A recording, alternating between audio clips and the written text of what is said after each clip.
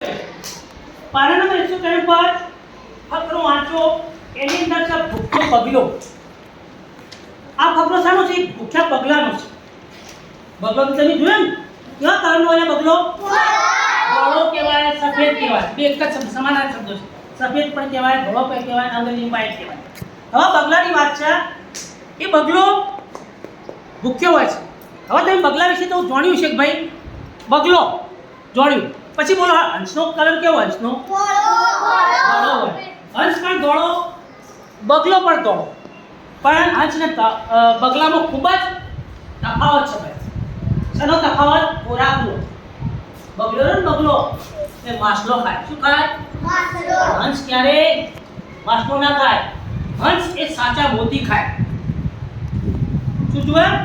સાચા મોતી. એની ચોટ પડે પાણીની અંદર ડૂબકી મારે અને સાચા મોતી પકડી લાવે પછી ખાય. જ્યારે બગલો તો કેવો હોય? કેવો હોય? માછલો ખાવાળો.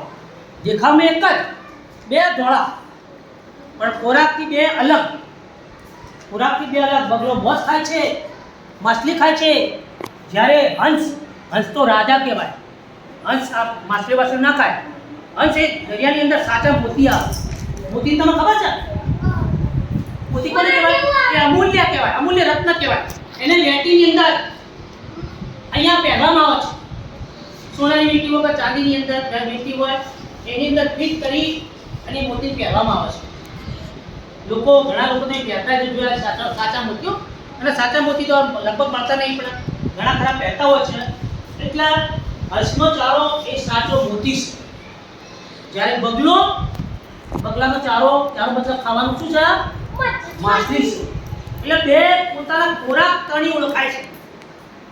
કેવી રીતે ખોરાક તણી ઓળખાય છે? બાજુ બેઠા હોય તો તમે નાના પહેલા ધોરણમાં ભણો છો, તમને ખબર ના હોય. અમને તો ખબર પડી કે બગલો કોણ છે, કોને કહેવાય, હંસ કોણ છે. નદીના આપણે તમે ખોરાક ખાતે જોઈ લો નદીની અંદર, સરોવરની અંદર કે પછી તો તમને ખબર પડી કે માછલી ખાય છે તો કોણ છે? આ બગલો. જ્યારે હંસ ખોરાક લે છે મોતીનો, ત્યારે ખરેખર હંસ. એટલે હંસ અને બગલાની અંદર ખૂબ જ ફરક છે. ખબર પડી? એટલે જોતા હોય કોઈ ત્યારે ટીવી જોયું હોય તો મૂવી જોયું હોય તો ફોટા જોયું તો જોયો કે બગલો શું ખાય છે. તમે તમારા ઘરે પણ તમારા મમ્મી પપ્પાને પૂછજો, દાદા દાદી નાના નાની પૂછજો, એ પણ તમને થોડું સમજાવશે બગલાનો ખોરાક શું છે અને હંસનો ખોરાક શું છે. તો આ વાત અહીં ભૂખ્યા બગલાની. એક બગલો હતો, એને ભૂખ લાગી. એ ખાવાનું ખાવા ગયો. એને ખેતરમાં એક કાકડી મળી. કાકડી લઈ એ ખાવા બેઠો.